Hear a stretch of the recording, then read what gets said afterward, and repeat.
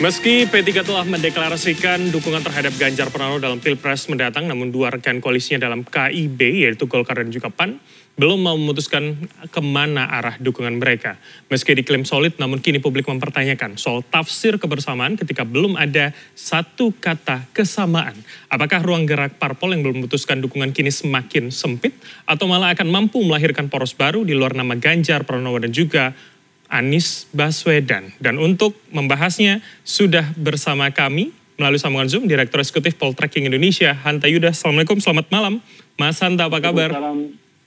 Selamat malam, Bram. Alhamdulillah, kabar baik. Alhamdulillah, kabar baik. Begitu langsung saja nih Mas, kalau kemarin kemudian ketiga ketum dari KIB sudah menyatakan solid. Jadi publik bagaimana ini akhirnya menafsirkan, memaknai kata solid ini ketika belum ada kesamaan calon, tapi katanya masih solid, masih dalam satu barisan. Apa yang sama begitu? Iya, KIB itu kan koalisi pilpres ya, capresan. Jadi kalau capresnya beda, ya itu bukan koalisi lagi. Ya kalau mau sebut koalisi basa-basi ya bolehlah gitu, basa-basi berkoalisi. Tapi nanti kita lihat ujungnya. Kalau istilahnya P3, kalau ujung-ujungnya ke Ganjar, baru dibilang kompak. Tapi kalau bicara KIB yang awal, saya kira sudah tidak relevan lagi ya. Tapi baiklah, karena mereka mengatakan sedang ada komunikasi, bagi KIB setelah tidak ada P3 sebenarnya punya opsi, Bram. Partai Amanat Nasional dan Partai Golkar itu tanpa P3 pun sebenarnya cukup untuk mengusung pasangan Capres-Cawapres.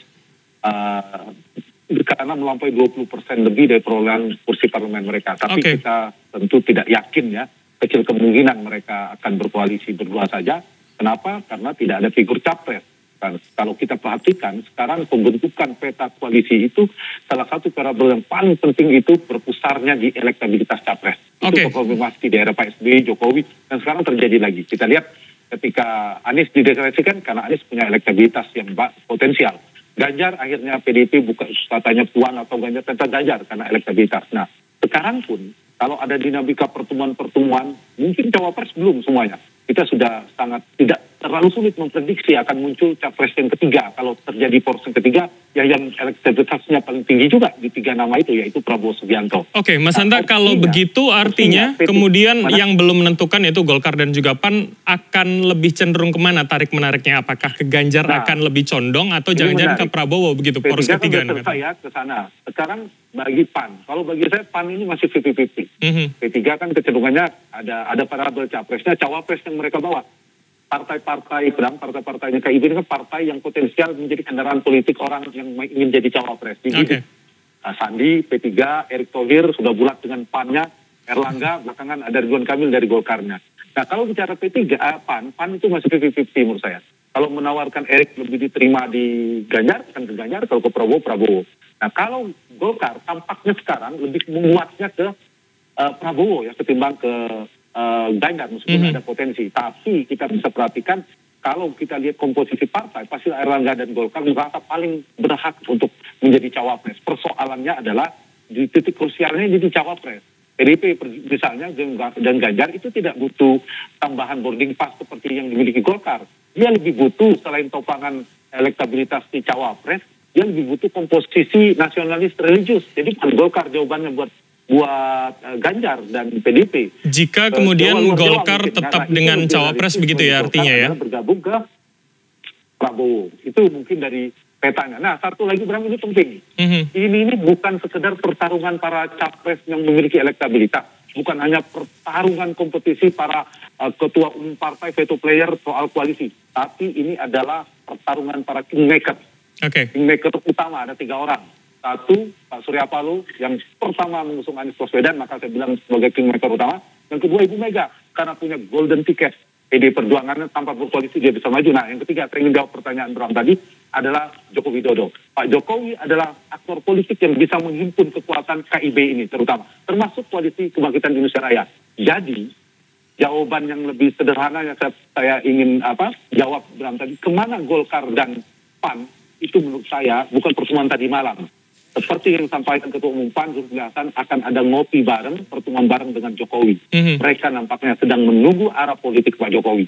Dan itu juga nanti akan mengkonfirmasi Pak Jokowi akan penuh totalitas di Ganjar, atau sebenarnya beliau meletakkan 2 kaki dukungan sekaligus kepada Ganjar dan juga mungkin kepada Prabowo. Kita lihat pergerakan partai itu. Berarti hingga saat ini kemudian meski kemarin ketum ketiga partai ini sudah bertemu, tarik ulurnya adalah soal kuncinya adalah di Jokowi begitu ya, bukan soal kemudian belum ada kesepakatan titik tengah soal siapa cawapres atau bagaimana kemudian Golkar bisa masuk, apakah itu ke Ganjar atau ke Prabowo begitu ya, Mas Hanta? Iya, itu kombinasi. Faktor Jokowi penting, apalagi PAN kan Pak Zulkifli Hasan cukup dekat dengan Pak Jokowi, mengatakan menunggu signal itu akan ada pertemuan. Jadi ada faktor Jokowi pasti itu. Yang kedua adalah faktor soal rational choice, ya istilah pilihan paling rasional bagi partai-partai mana yang paling bisa mengakomodir partai ini untuk menjadi cawapres. Dan ini titik krusialnya. Kalau P3 dapat cawapres, pastilah PAN merasa dia lebih berhak karena kursinya lebih banyak. Apalagi Golkar lebih banyak lagi. Jadi variabel kedua, soal mereka mendapatkan insentif power sharing-nya apa gitu.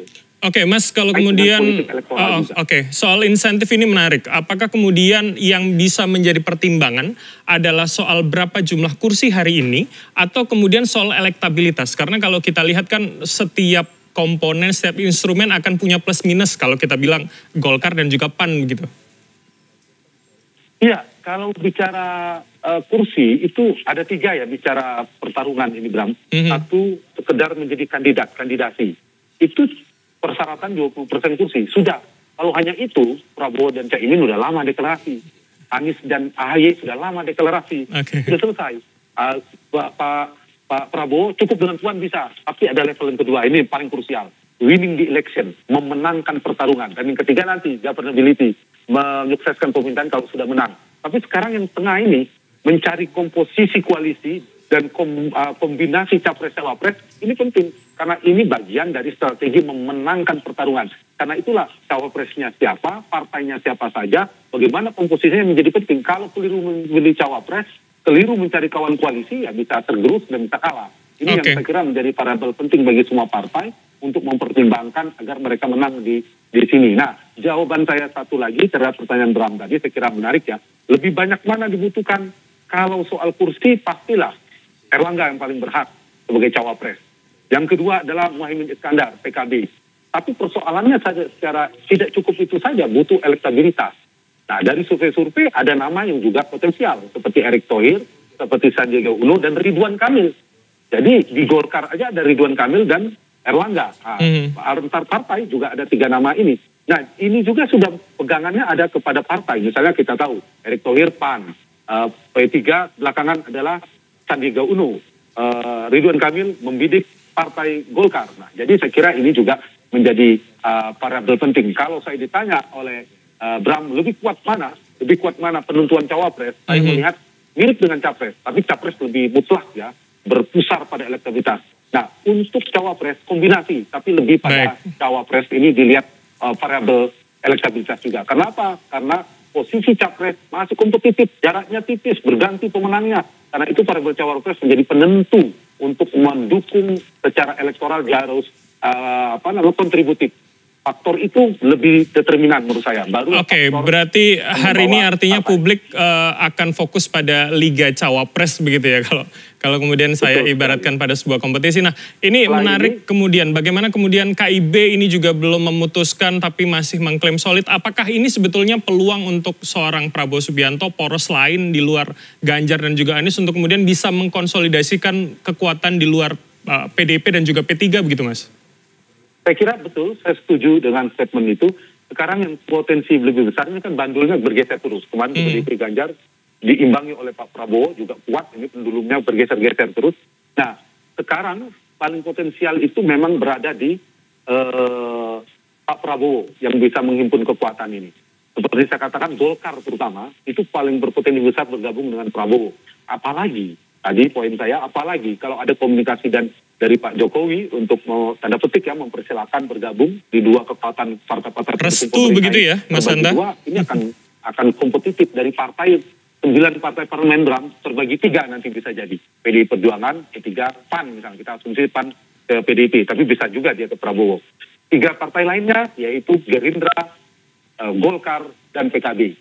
Satu lagi koalisi perubahan yaitu Nasdem, Demokrat dan PKS. Oke, Mas, Ini kalau begitu seberapa penting nanti restu kingmaker Jokowi yang Anda katakan untuk kemudian bisa memuluskan kalau ada niat konsolidasi dari seorang Prabowo untuk kekuatan di luar PDIP dan juga perubahan yang sudah ada?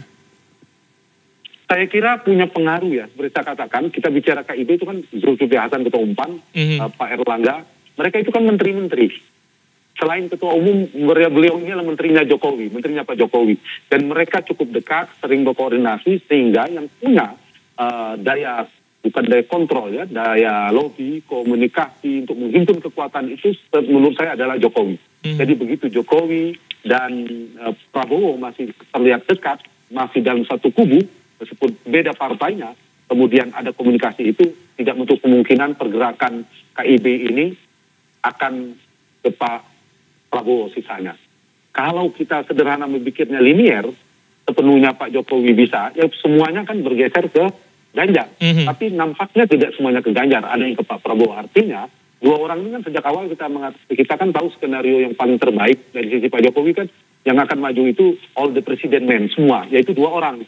Ganjar dan Prabowo, itu yang terbaik. Tapi menurut kedua, kalau ada yang ketiga, dan nyatanya Anies berpeluang maju, maka kalau bisa digabungkan dua kekuatan besar. Makanya kemarin ada narasi koalisi besar.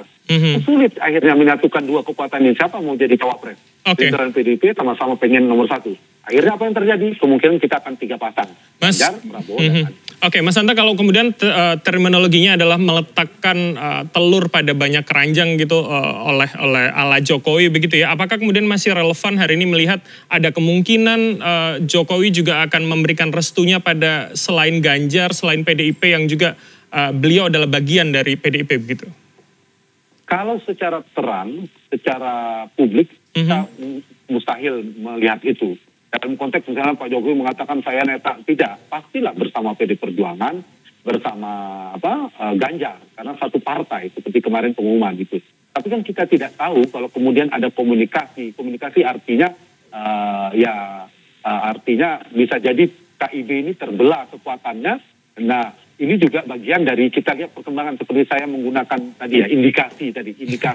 Berarti Pak Prabowo itu masih berkoordinasi dengan Pak Jokowi.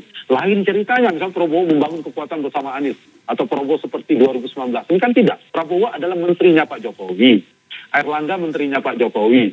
Kemudian Zulkifli Hasan juga menterinya Pak Jokowi. Nah, ini saya kira ada simpul benang merah sebenarnya, ada multi variabel, 3 paling enggak, selain variabel Jokowi, variabel capres yang menyatukan. Apa magnetnya? Kalau gini Bram, magnet porosnya Prabowo apa? Ya elektabilitas Prabowo nomor 1. Magnet yang kedua apa? Pemersatu, benang pemersatunya, kingmaker mereka siapa? Salah satunya Pak Jokowi. Kita tahu lah KIB Pak Jokowi ya yang salah satu berpengaruh. Dan yang ketiga apa?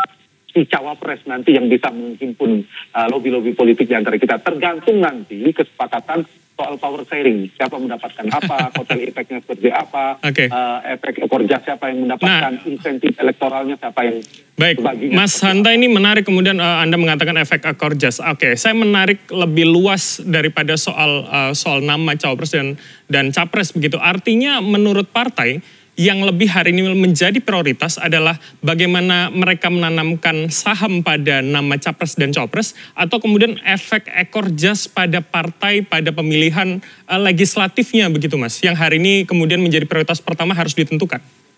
Bagi partai dua-duanya, tapi kalau saya melihat lebih utama nomor 2 Bram katakan tadi. Kalau partai tidak memperhatikan perolehan kursi dan perolehan partainya, misalnya dia tidak lolos, masuklah ke pasukan ke koalisi yang menang.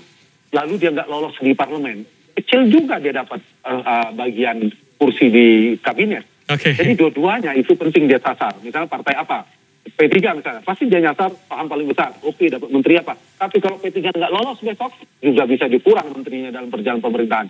Jadi dua-duanya. Tapi kalau di mana dimulainya, menurut saya justru targetkan partainya. Kalaupun kalah, dia akan diajak dirangkul seperti Partai Golkar kan. Mau menang kalah pasti itu primadona diajak sudah masuk ke dalam pemerintahan. Jadi bagus. Tadi pertanyaan itu apa lebih mana? Mereka itulah yang disasar 2 itu. Yaitu mendapatkan efek ekor jas supaya partainya mendapatkan suara signifikan. Tapi di saat yang sama juga soal saham politik untuk mendapatkan kursi potensial parlemen dan posisi-posisi lainnya. Oke, saling keterkaitan yang tidak bisa ditinggalkan atau diprioritaskan begitu ya, poin 1 dan poin kedua. Kita akan tunggu tentunya seperti apa Mas, apa kemudian akan hanya 2 poros atau kemudian menjadi 3 seperti yang kemudian kita bicarakan, yang akan tentu menarik kita perhatikan ke depan. Terima kasih Mas Hanta, Direktur Eksekutif Poltreking Indonesia atas waktu dan insight Anda. Juga 2. Oke, kita tunggu seperti apa. Terima kasih, selamat malam, sehat.